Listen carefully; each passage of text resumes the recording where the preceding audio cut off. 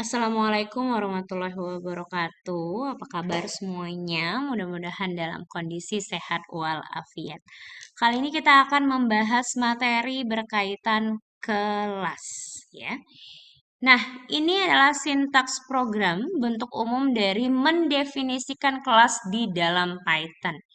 Jadi kita menggunakan keyword class, diikuti dengan nama kelasnya apa. Lalu jangan lupa arguments yang wajib itu adalah objek. Jadi objek ini adalah nenek moyang dari kelas di dalam Python. Jadi kalau kita mendefinisikan kelas pertama, maka kita harus menggunakan arguments objek. Lalu ada blok program di sini ya, kita gunakan titik 2. Lalu kita bisa mendefinisikan ada 2 buah metode khusus. Yang pertama adalah konstruktor. Ya, konstruktor itu adalah metode khusus di mana dia akan otomatis dipanggil ketika kita membuat objek. Cara mendefinisikannya kita menggunakan keyword def, kemudian underscore underscore init underscore underscore. Jangan lupa di dalam Python setiap kita mendefinisikan suatu behavior ya atau metode, baik itu metode khusus maupun metode biasa ya, kita harus menuliskan argumen pertamanya adalah self. Jadi self ini adalah petunjuk atau mereferenskan bahwa ini adalah properti dari kelas. Barulah diikuti dengan argumen satu parameter yang lain, jika memang diperlukan. Lalu ada blok program titik 2 di sini. Lalu kita bisa mendefinisikan instruksi-instruksi yang mungkin akan kita tuliskan di dalam konstruktor. Biasanya konstruktor ini isinya bisa jadi menyatakan bahwa ini adalah konstruktor dari kelas, atau bisa juga kita gunakan sebagai pemberian nilai awal kepada atribut kelas. Selanjutnya ada destruktor. Kalau tadi konstruktor, dia akan otomatis dipanggil ketika kita membuat objek, sedangkan destruktor itu akan otomatis dipanggil ketika objeknya dihapus. Baik itu menggunakan perintah del ataupun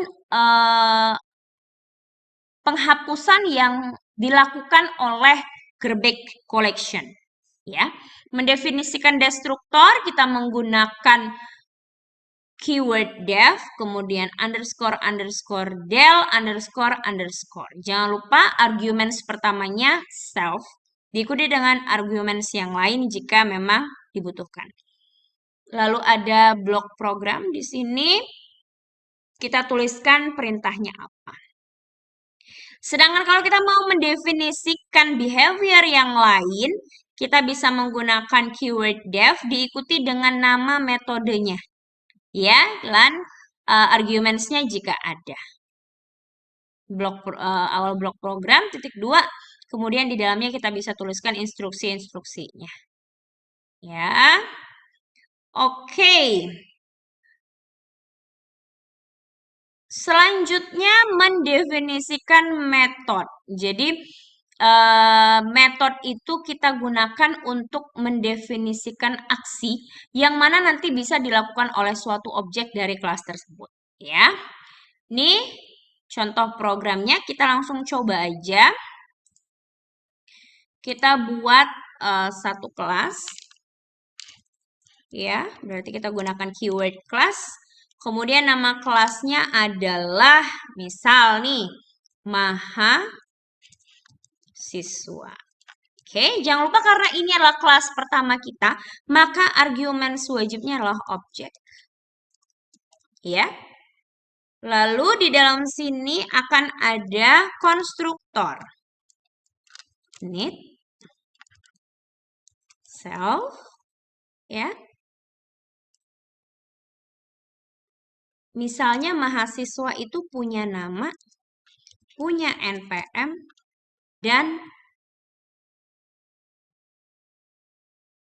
prodi, sama satu lagi IPK. Ya. Nah, konstruktor ini kita gunakan untuk memberikan nilai kepada atribut dari mahasiswa. Nah, di sini saya tuliskan self NM sama dengan NM. Bedanya NM yang ini yang ditunjuk oleh self itu merupakan atribut dari kelas mahasiswa. Sedangkan NM yang ini merupakan arguments atau parameter, ya. Kita lakukan hal yang sama dengan NPM,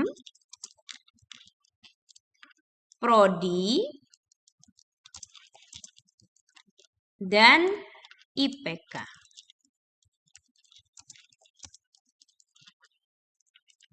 Oke, konstruktor sudah, sekarang selanjutnya destruktor. Pada destruktor kita hanya memberikan message bahwa objek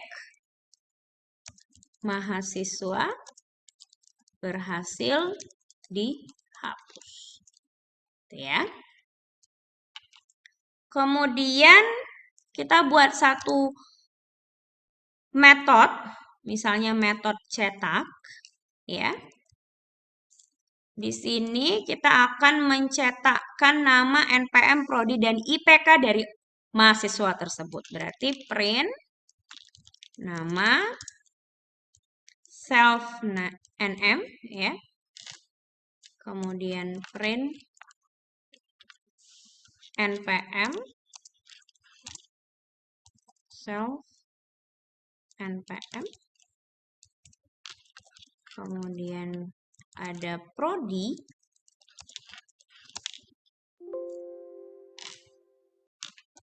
self prodi, lalu yang terakhir IPK,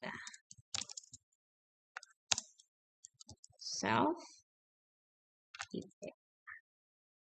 Oke, kita sejajarkan ya. Oke. Setelah kita buat kelas, kita buat main programnya di sini. Nah, main programnya gimana nih? Jadi kita tadi sebatas mempelajari bagaimana mendefinisikan suatu kelas yang memiliki konstruktor, destruktor, atribut, dan behavior. Ya.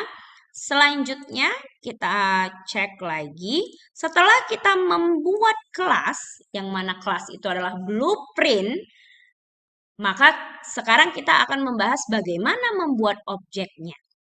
Untuk bentuk umum dari menginstansiasi atau membuat objek adalah kita sebutkan nama objeknya, kemudian sama dengan, lalu kita sebutkan nama kelasnya, diikuti dengan arguments-arguments yang ada di dalam konstruktor. Ya. Urutannya harus disesuaikan, kecuali yang tidak kita buat adalah self. Ya. Nah, nanti menggunakan objek itulah kita bisa mengakses properti, baik itu atribut maupun behavior atau metode. Bentuk umum kalau kita mau mengakses atribut, kita tinggal sebutkan saja nama objeknya, diikuti dengan nama atributnya. Sedangkan kalau yang mau kita akses adalah metode, maka kita sebutkan nama objeknya, diikuti dengan nama metodenya, sekaligus arguments-argumentsnya kecuali self. Ya, oke, langsung kita coba aja dengan contoh program yang sudah kita buat. Di sini saya udah buat dev main. Kemudian misalnya saya buat satu objek namanya M, objek dari kelas mahasiswa. Nah, di sini konstrukturnya ada nih, dia kasih tahu bahwa ada 4 arguments di sini kecuali self. Jadi arguments yang pertama adalah nama. Misalnya saya tulis nama saya. Lalu NPM misalnya 2000 09 08 100 20 10 misalnya ya. Oke. Kemudian prodinya adalah teknik informatika. Kemudian IPK-nya, karena IPK itu float ya, berarti di sini 3,48. Oke, sekarang saya mau menggunakan objek ini untuk mengakses behavior cetak. Kita tinggal sebutkan nama objeknya M titik. Kita panggil cetak.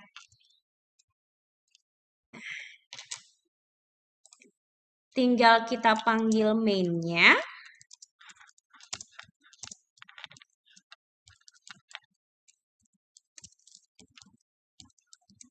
Oke, run programnya ya. Nah, ini outputnya.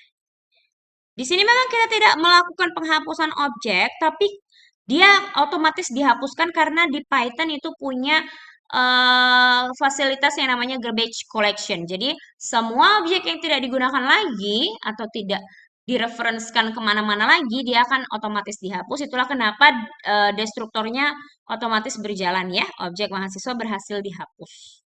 Karena dia tidak direferenskan kemana-mana lagi. Ini kalau misalnya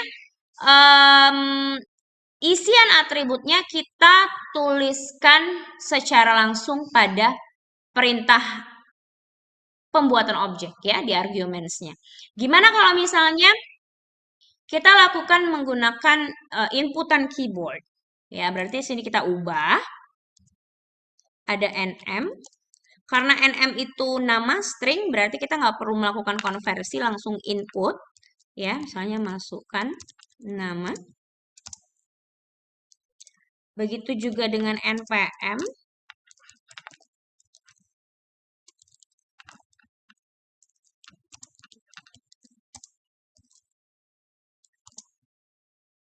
Lalu prodi juga sama karena dia berupa string ya.